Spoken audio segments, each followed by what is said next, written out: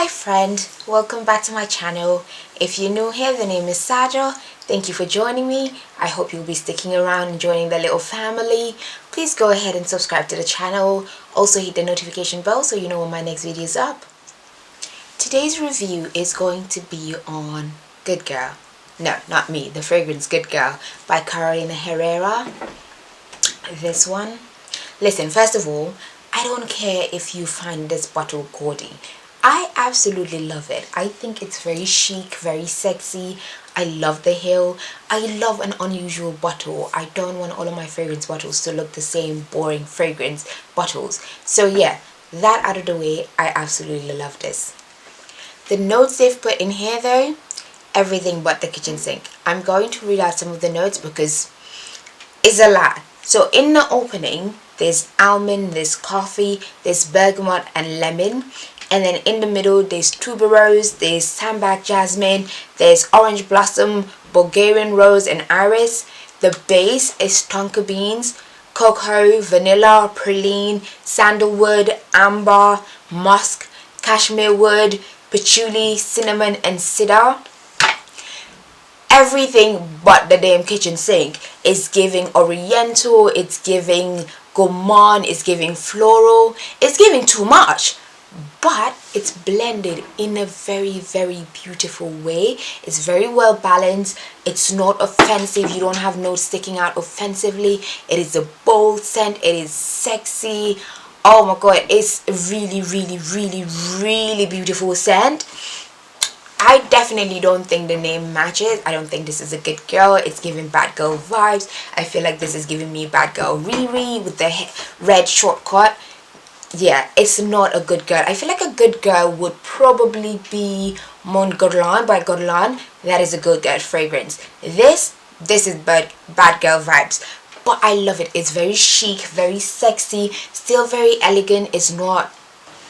It is almost raunchy. Like, it's very near to it, but I won't go fully. It does in the base, so it develops beautifully. It opens up very fresh, very clean from the bergamot and the lemon. The middle is just... It takes a while to sort of figure this one out because I keep getting hits of all these different notes at different points. Sometimes it gives me very floral, sometimes depending on the temperature and sort of like mood, I will get very gourmand. It is very sweet though, I would say. It's very sweet fragrance, but it's very beautiful. The sillage is not amazing. In the opening it is, but after a couple of hours it sort of wears very close. The longevity, again, not great. I get like 4 hours maybe max on this, and after that it just kind of disappears. So longevity could be better, sillage could be better. The presence is quite strong. When you first spray it, I can smell it from across the room, but that only stays for about an hour, 2 if I'm being generous, and that's it. But it is a very confident scent. It's very much a woman of her own. It's bossy. It's not someone who's being told what to do. It's not mature, but I don't think it's necessarily juvenile. Like, I won't throw this again at a teenager. I feel like maybe 25 up, a woman that's venturing into her own world, coming into her own self and figuring out what she likes, getting her own coin. Yeah, this is her. This is her being bossy. This is her being bold, becoming a woman. This is very much that. In the sort of dry down, it does get very animalic, very musky, very raunchy then, almost like sex smells. It's sort of like a mixture, and a lot of people have described it as a fragrance where your lady's fragrance mixes with your man's cologne in sort of a heat of passion kind of way. It smells like that. It is very beautiful, but it's not something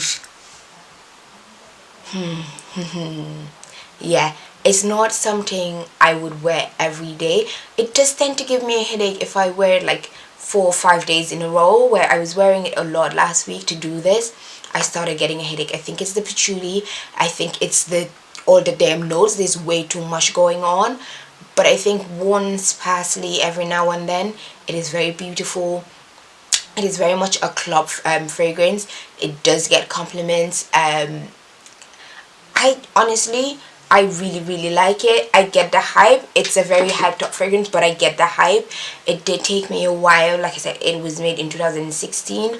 I didn't cop it until this year, but I absolutely love it. I think it's very beautiful. I think it's very chic. It's very sexy. It's very elegant. It's very bossy. It's a strong, unique sort of scent. It does have a lot going on, but that isn't necessarily a bad thing because the development is quite beautiful. You get all these different hits at different times. It does do sort of a disappearing act on me, not gonna lie. I'm sitting there minding my business and then I can smell it and then I can't. I don't know if it goes on a date, if it's gone out somewhere. It does sort of an abracadabra movement and then it comes back and I'm like, oh, okay, there it is. But yeah, other than that, beautiful fragrance. Price range isn't too bad for the performance and longevity of it, so I think they can get away with it. I'm not a big fan of the sort of flankers. I think there's Legere and there's a few others that I've tried that I'm not a big fan of.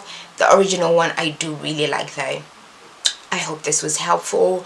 Let me know in the comments if you've tried it before, if you like it, if you're not a big fan.